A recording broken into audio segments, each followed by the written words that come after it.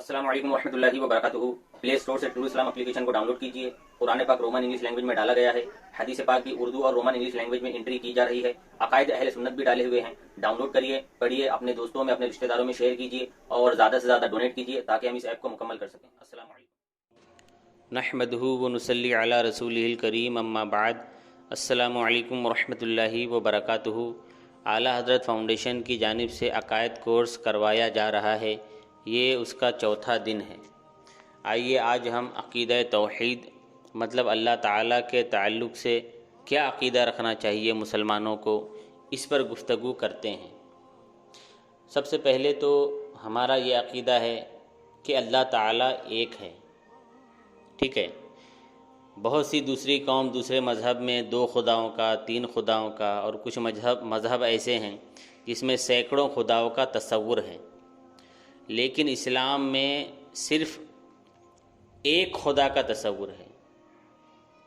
حضرت آدم علیہ السلام سے لے کر کے حضور صلی اللہ علیہ وسلم تک جتنے بھی انبیاء و رسول آئے، سب نے یہی بتایا، یہی تعلیم دی کہ اللہ تعالیٰ ایک ہے، ٹھیک ہے۔ اس کا کوئی شریک نہیں، مطلب اللہ تعالیٰ کا کوئی شریک نہیں، اللہ تعالیٰ کا کوئی پارٹنر نہیں، سمجھ رہے ہیں؟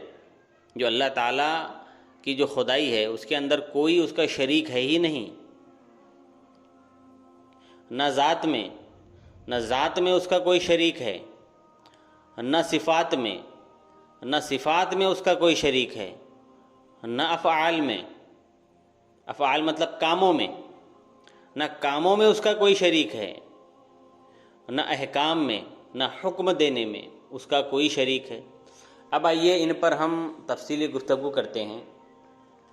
سب سے پہلے تو آپ نے جان لیا کہ اللہ تعالیٰ ایک ہے اور اس کا کوئی شریک نہیں، اور اللہ تعالیٰ کی ذات میں بھی کوئی شریک نہیں۔ جو اللہ تعالیٰ کی ذات مبارکہ ہے اس میں کوئی شریک نہیں اللہ تعالیٰ کا، ٹھیک ہے۔ پھر اس کے بعد آتا ہے کہ اللہ تعالیٰ کی صفات میں بھی کوئی شریک نہیں۔ اب یہاں پر کچھ مسئلہ یوں ہو جاتا ہے کہ کچھ باطل فرقے والے یہ کہتے ہیں کہ اللہ تعالیٰ نے قرآن پاک میں فرمایا کہ میرے سوا کوئی غیب کا علم نہیں جانتا، میں عالم الغیب ہوں، اور تم سنی مسلمان حضور صلی اللہ علیہ وسلم کے لیے بھی علم غیب مانتے ہو، تو یہ تم نے حضور صلی اللہ علیہ وسلم کو اللہ کی ذات میں، اللہ تعالیٰ کی صفات میں شریک کر لیا، لہٰذا تم مشرک ہو گئے، کافر ہو گئے۔ اب یہاں پر ان جاہلوں کو یہی سمجھ میں نہیں آیا کہ جو اللہ تعالیٰ کی جو صفات ہے، ٹھیک ہے، وہ بہت ساری ہے، اور علم غیب پر اگر ہم بات کریں تو اللہ تعالیٰ عالم الغیب ہے اور حضور صلی اللہ علیہ وسلم عالم غیب ہے۔ حضور صلی اللہ علیہ وسلم کا جو علم ہے وہ محدود ہے، اور اللہ عز و جل کا علم جو ہے وہ لامحدود ہے، کوئی حد نہیں ہے اس کی۔ اللہ تعالیٰ کا جو علم ہے اس کی کوئی حد نہیں، اور جو حضور صلی اللہ علیہ وسلم کا جو علم ہے اس کی حد ہے۔ اب حضور صلی اللہ علیہ وسلم کے علم کی حد کیا ہے وہ صرف اللہ ہی جانتا ہے۔ اب جہاں پر اللہ تعالیٰ نے یہ فرمایا کہ غیب کا علم میرے علاوہ کوئی نہیں جانتا، تو یہاں پر یہ سمجھنے والی بات ہے کہ اللہ تعالیٰ کا جو غیب کا علم ہے، جو علم ہے وہ اس کا اپنا ذاتی ہے، خود کا ہے، اسے کسی نے یہ علم نہیں دیا، اللہ تعالیٰ کو کسی نے یہ علم نہیں دیا، بلکہ اللہ تعالیٰ کا جو علم ہے اور علم غیب جو بھی ہے وہ اللہ تعالیٰ ہی کا ہے، وہ اللہ تعالیٰ کا ذاتی ہے۔ اور جو حضور صلی اللہ علیہ وسلم کا جو علم غیب ہے وہ حضور صلی اللہ علیہ وسلم کا ذاتی نہیں ہے بلکہ عطائی ہے۔ کیا ہے؟ عطائی، مطلب کس نے دیا ہے؟ اللہ تعالیٰ نے دیا ہے۔ تو یہاں پر ان باطل فرقے والوں کو سمجھنے میں بھول چوک ہو گئی، جس کی وجہ سے وہ مسلمانوں کو کافر و مشرک کہہ کر کے خود کافر و مشرک ہو گئے۔ اس لیے کہتے ہیں کہ قرآن اور حدیثوں کو ڈائریکٹ نہ سمجھو، بلکہ جو ان کے جانکار ہے ان سے سمجھو۔ اس کا انڈائریکٹلی مطلب یہ ہو گیا کہ تقلید کرو، اور یہ جو وہابی قوم ہے یہ تقلید کو شرک کہتی ہے، حالانکہ ان کے مولوی جو بڑے بڑے نجدی وغیرہ جو یہ لوگ تقلید کرتے تھے۔ خیر، تو آپ کے سمجھ میں آ گیا، صفات میں مطلب جو اس کی ذاتی صفات ہے نا، اس میں کوئی شریک ہو ہی نہیں سکتا۔ تو آپ نے یہ سمجھ لیا۔ اب آئیے کچھ میں آپ کو اور مثالیں دے کر کے سمجھاتا ہوں۔ اللہ تعالیٰ قرآن پاک میں فرماتا ہے کہ میں دیکھتا ہوں، اور ہم جو انسان ہیں اور جو جانور ہیں وہ بھی دیکھتے ہیں۔ تو پھر یہاں پر بھی یہی فتویٰ لگے گا کہ جو بھی دیکھتا ہے وہ مشرک ہے، کیونکہ دیکھنا تو اللہ تعالیٰ کی صفت ہے۔ میں سنتا ہوں، ہے نا، ہم انسان جو ہے، انسان جانور جو بھی، وہ سنتے ہیں، اور اللہ تعالیٰ قرآن پاک میں فرماتا ہے کہ میں بھی سنتا ہوں، میں سنتا ہوں فرمایا۔ پھر اللہ تعالیٰ نے قرآن پاک میں فرمایا میں سچ کہتا ہوں کہ مجھ سے زیادہ سچا کون ہے، سب سے زیادہ سچ بولنے والا میں ہی ہوں۔ لیکن ہمارا عقیدہ ہے کہ جو انبیاء ہیں وہ بھی سچے ہیں، صحابہ، اولیاء جو بھی ہے سب سچے ہیں، اور ہم اپنے آپ کو بھی سچا کہتے ہیں، تو پھر تو یہ شرک ہونا چاہیے، ہے نا۔ اسی طریقے سے اور دیگر معاملات ہیں۔ تو یہاں پر سمجھنے والی بات یہ ہے کہ جو اللہ تعالیٰ دیکھتا ہے، سنتا ہے، بولتا ہے، کرتا ہے، ٹھیک ہے، وہ اس کی اپنی ذاتی صفت ہے، اسے یہ صفت کسی نے نہیں دی، ٹھیک ہے، وہ ان صفتوں کا مالک ہے۔ لیکن ہم جو اللہ تعالیٰ کی جو مخلوق ہے، جو سن رہی ہے، دیکھ رہی ہے، بول رہی ہے، کر رہی ہے، تو ہمارے پاس جو یہ صفت ہے یہ ہماری اپنی نہیں، بلکہ یہ عطائی ہے، اللہ تعالیٰ نے دی ہوئی ہے۔ تو ذاتی اور عطائی کا فرق جب تک آپ کے سمجھ میں نہیں آئے گا تب تک آپ اسی طریقے سے کنفیوز رہیں گے، اور یہ وہابیوں نے سمجھا ہی نہیں، اسی لیے یہ لوگ گمراہ ہوئے۔ اب افعال کا مطلب کیا ہوتا ہے کہ جو اللہ تعالیٰ کے کام ہیں اس میں بھی کوئی شریک نہیں ہے۔ لیکن پھر ایک سوال یہ اٹھے گا کہ اللہ تعالیٰ نے کئی جگہوں پر فرمایا کہ جو فرشتے ہیں نا، یہ آسمان کو اٹھائے ہوئے ہے، یہ جو ایک فرشتہ ہے وہ وحی پہنچانے کے کام پر معمور ہے، ایک فرشتہ ہے جو لوگوں کی روح نکالنے پر معمور ہے، ایک فرشتہ وہ ہے جو قیامت کے روز سور پھونکے گا۔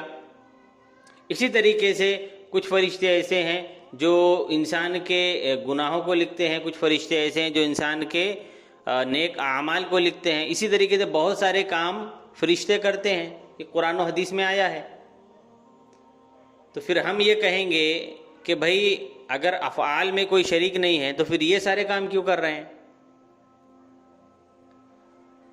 تو اس سے مراد یہ ہے جو اللہ تعالیٰ کے جو کام ہے نا، تو ان کاموں پر اللہ تعالیٰ نے ان کو معمور فرمایا۔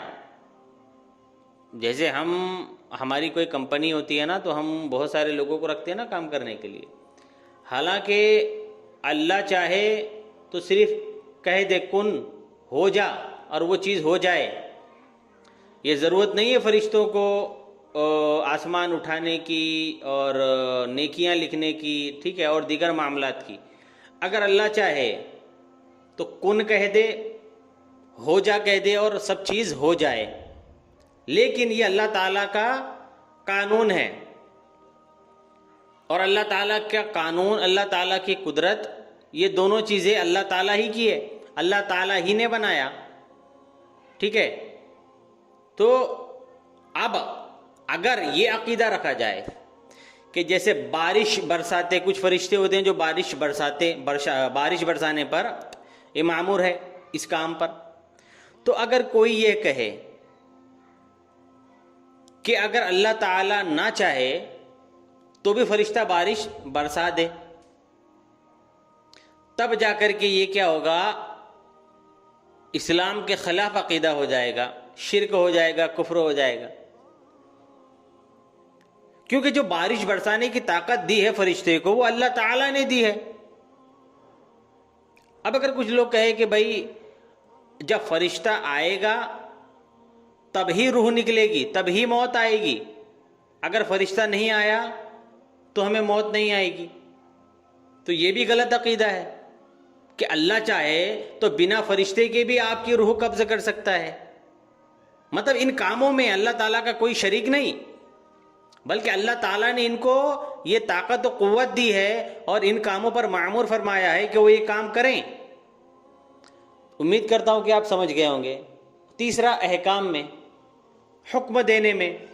جیسے اللہ تعالیٰ نے حکم دیا کسی چیز کا، اگر کوئی عقیدہ رکھے کہ نہیں کوئی اور بھی حکم دینے والا ہے تو یہ غلط عقیدہ ہے. جیسے اللہ تعالیٰ نے حکم دیا اے فرشتوں بارش برساؤ، اگر اللہ تعالیٰ کے علاوہ کوئی اور حکم دینے والا ہوتا تو وہ حکم دیتا کہ بارش نہ برساؤ معاذ اللہ، تو کیا ہوتا؟ یہ نظام جو ہے، نظام عالم جو ہے یہ صحیح سے نہیں چلتا. اس کو یوں سمجھیے کہ ایک حکایت ہے کہ ایک شخص ایک بڑھیا کے پاس جاتے ہیں اور اس سے کہتے ہیں کہ اے بڑھیا خدا کے ایک ہونے کی دلیل دو.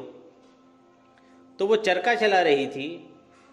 اس بڑھیا نے کہا کہ بیٹا خدا کے، اللہ کے ایک ہونے کی دلیل یہ میرا چرخہ ہے. تو اس شخص نے پوچھا کہ یہ کیسے ممکن ہے؟ تو اس عورت نے کہا کہ دیکھو بیٹا، میں چرخہ چلا رہی ہوں، میں اکیلی ہوں، تو جس اسپیڈ سے میں چلا رہی ہوں، جس سمت میں چلا رہی ہوں، چرخہ چل رہا ہے، میری مرضی سے چل رہا ہے. اگر چرخہ چلانے والے دو ہوتے تو میں جس سمت میں چلا رہی ہوں تو دوسرا میری مخالف سمت میں چرخہ چلاتا، تو کیا ہوتا؟ چرخہ نہیں چلتا، ٹوٹ جاتا. میں جس اسپیڈ سے چرخہ چلا رہی ہوں دوسرا اس سے کئی گنا زیادہ اسپیڈ سے چرخہ چلاتا تو بھی یہ چرخہ نہیں چلتا، ٹوٹ جاتا. تو یہی دلیل ہے کہ جو ایک عالم کا جو نظام ہے، دنیا کا جو نظام قائم ہے، تو اسے چلانے والا ایک ہے. اگر دو ہوتے تو دنیا کا یہ نظام ہے یہ درہم برہم ہو جاتا. سمجھ رہے ہیں؟ تو آج کا آڈیو بڑا لمبا ہو گیا. ہم نے پہلے پوائنٹ پر گفتگو کی. انشاءاللہ کل دوسرے اور تیسرے جتنے بھی پوائنٹ کور ہو سکیں اس پر ہم گفتگو کریں گے. اللہ تعالیٰ سے دعا ہے کہ کہنے میں جو بھی غلطی ہو گئی اللہ تعالیٰ معاف فرمائے. استغفر اللہ ربی من کل ذنب واتوب الیہ، لا الہ الا اللہ محمد رسول اللہ صلی اللہ علیہ وسلم. اگر آپ کو ابھی بھی کچھ نہیں سمجھا ہے تو آپ میرے واٹس ایپ پر یا کال کے ذریعے سے پوچھ سکتے ہیں. السلام علیکم ورحمۃ اللہ.